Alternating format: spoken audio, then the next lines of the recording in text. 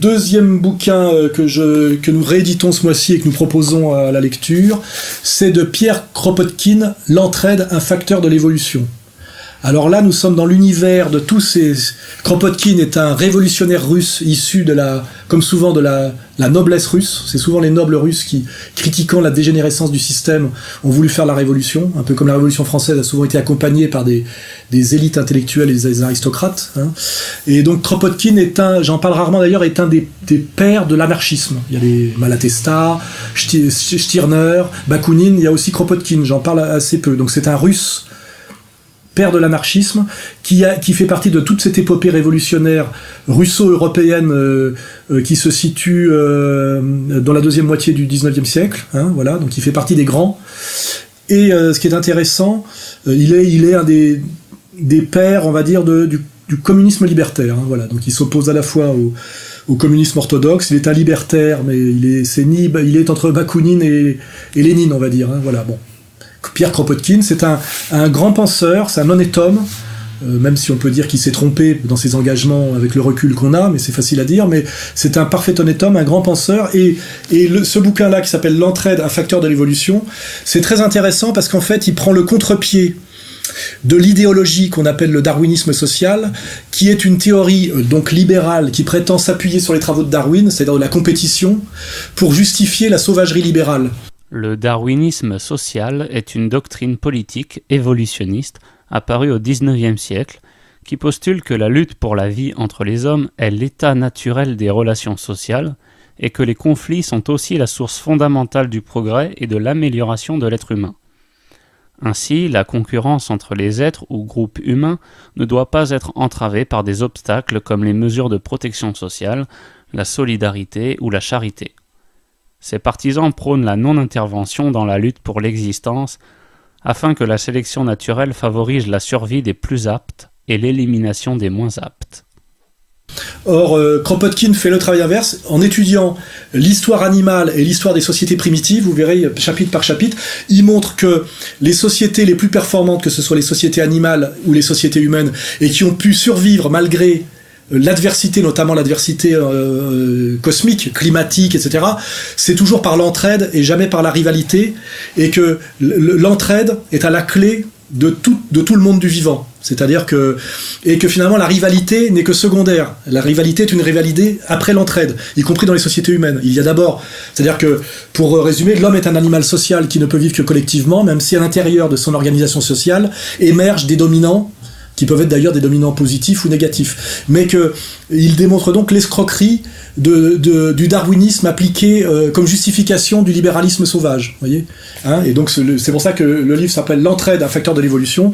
Donc pour ceux qui veulent invalider, je dirais, les pensées, on va dire, de gauche, qui sont des pensées de fraternité humaine, de partage, en disant que c'est contraire à la nature, Kropotkin vous démontre que c'est une manipulation idéologique de la nature, qui d'ailleurs dit tout et son contraire, et que même d'ailleurs Darwin n'a jamais prétendu qu'il fallait tirer de la théorie de la compétition, et qui est d'ailleurs remise en cause et qui est sans doute un peu caricaturale, une théorie sociale, hein, Darwin ne l'a jamais fait. Deuxièmement, Darwin, en 1871, dans La filiation de l'homme, va observer, constater et expliquer que dans l'état de civilisation, les hommes ne se conduisent plus suivant l'ancienne loi de la sélection naturelle qui était la loi d'élimination des moins aptes. Au contraire, ils vont inventer, grâce au développement conjoint de l'instinct de sympathie et des capacités rationnelles, ils vont inventer des procédures et des technologies d'assistance aux plus faibles, d'aide aux plus déshérités. Et c'est au degré de développement de cette aide aux faibles d'une société que l'on pourra mesurer son degré de civilisation. Cette logique est très forte dans la filiation de l'homme et par conséquent, elle met en permanence le civilisé devant l'évidence du devoir de son adéquation à ce qu'il prétend. Et c'est pourquoi Darwin parlera des sauvages policés d'Angleterre, et l'expression est violente à dessein, lorsqu'il va effectivement s'attaquer à ces Anglais qui défendent encore l'esclavage. Donc quand il y a des connards qui s'appuient sur les documentaires animaliers où on donne des prénoms aux lions et comme c'est la grande mode en ce moment pour justifier la sauvagerie libérale, vous pouvez non seulement lire Kropotkin mais le citer dans les dîners en disant en réalité à la base de toute organisation, qu'elle soit d'ailleurs animale, humaine, il y a l'entraide. Vous pouvez regarder les poissons, les mammifères, les loups, les sociétés primitives. Alors lui, il fait toute l'étude, primitive, clanique, tribale, Moyen-Âge. Et il dit que la société bourgeoise du tous contre tous est en fait une destruction d'une société qui avait atteint un très haut niveau d'entraide et qu'elle n'a pas d'avenir. Donc en fait, il reste... Et ces fondamentaux sont valables avec ce qu'on vit aujourd'hui. C'est-à-dire que la guerre de tous contre tous, qui est décrite par Marx comme l'aboutissement du capitalisme, donne la société américaine actuelle à Detroit, donne tout ce chaos que j'ai décrit tout à l'heure dans une autre vidéo.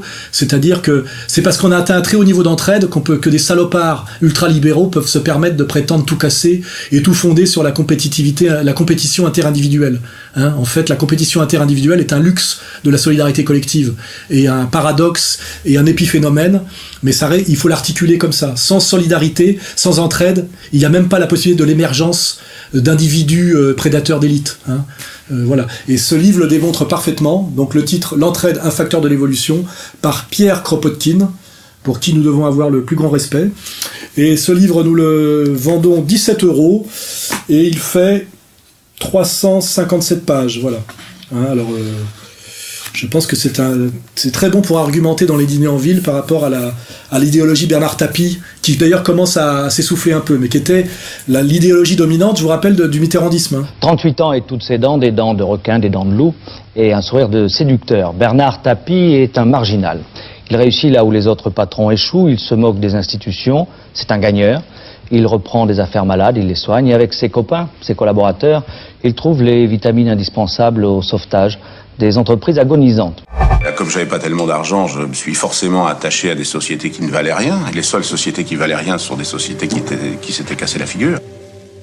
Il se dit là qu'il y a un bon filon et au fond, la reprise d'entreprise, là encore, ça colle merveilleusement au tempérament de Bernard Tapie. On peut faire des profits très rapides et importants et en même temps, on peut avoir publiquement l'image de celui qui vient sauver des gens. Ce qui est quand même... comme saloperie, on fait pas mieux. Voilà. Il y a un moment donné, on est obligé de s'étalonner sur une unité de mesure. Or pour moi, mon unité de mesure étant l'argent, j'entreprends mes affaires et je les fais entreprendre par tous ceux qui m'entourent avec une volonté féroce de gagner beaucoup d'argent. Donc j'ai un peu digressé, mais Kropotkin est là pour vous remettre les idées à l'endroit sur... comment dirais-je, la nécessité de l'entraide et l'entraide au fondement de toute société viable, que ce soit société animale ou humaine. Voilà.